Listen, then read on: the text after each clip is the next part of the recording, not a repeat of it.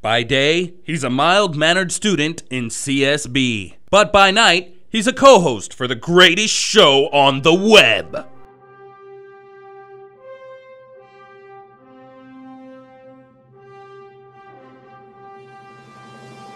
He's not Batman. He's Jose from the Loudmouth Critics. With his trusty co-host, Angie.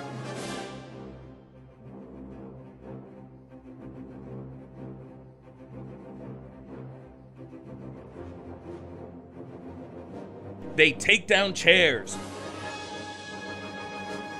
poking people in the back,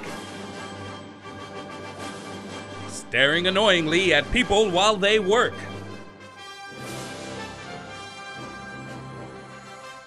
Loudmouth Critics, serving truth, justice, and whatever.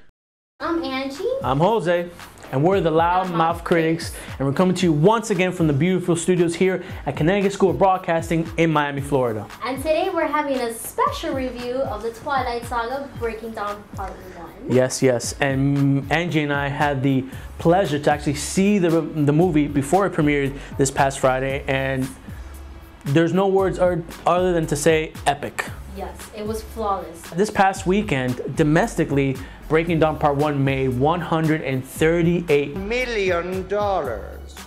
Okay, I mean, that's high numbers. That's high numbers. And listen to this, worldwide, it made $283.5 million. More money, more money, more money. Wow, that's a lot of money. They are at number 4 or number 5, I believe. Well, they're right up there. I'm rich, bitch! The honeymoon scene was probably the most anticipated scene in the film in all of the Twilight sagas, my opinion. Oh my god, that's actually my favorite scene. I just loved how very passionate it was. Like, even it had a little flash, like, you know, it was perfect. It was great. I liked the whole details. It was so romantic. You know, it actually put the vibe, that beautiful romantic vibe in every couple that would actually be in the audience, and it was, to me, it was perfect. You know, it's just, I loved it so much. Like, all I had to do when I was watching that film is that smile. Oh my god. Yeah, I don't think so.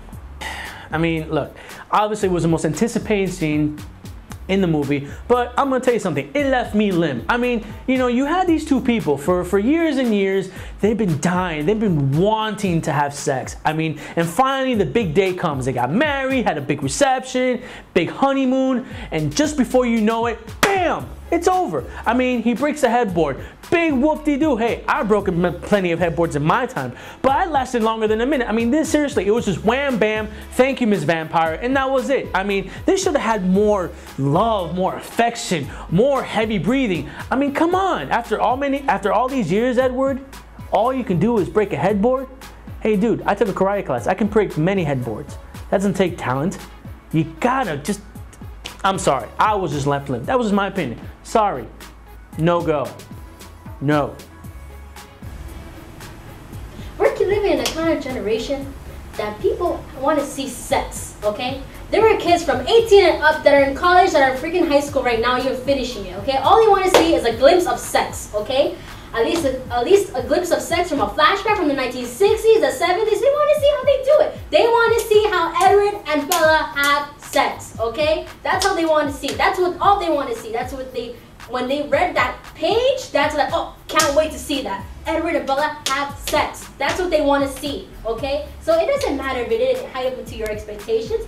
It doesn't look like I care. It matters what the freaking fans care, believe it or not, okay? All right, you look, like that scene was freaking flawless. It was great. You know, I loved everything about it, because every detail, it doesn't matter if you broke the, the movie even shows flashbacks of what she experienced. To me, dude, when you guys see the film, tell me about what you guys really think about that scene, because to me, I think it was great, okay? It looked like a freaking hurricane passed there, a freaking tornado, okay? All right, so I'm gonna have to say that sex scene, that honeymoon scene, it was great. It was better than freaking Beauty and the Beast, than Pinocchio, than Gone in the Wind. I'm gonna have to say even freaking Lion King, all right? So that's what I freaking like. So beat that, Jose, okay? It's freaking great. I liked the honeymoon scene, and it was good. Wow, thank you, Angie, for that delightful whatever it was. Okay, moving on to our movie. Jeez. So Jose and I have a little bit of a juicy gossip. And it's about our two leading characters, our two leading actors, Kristen Stewart and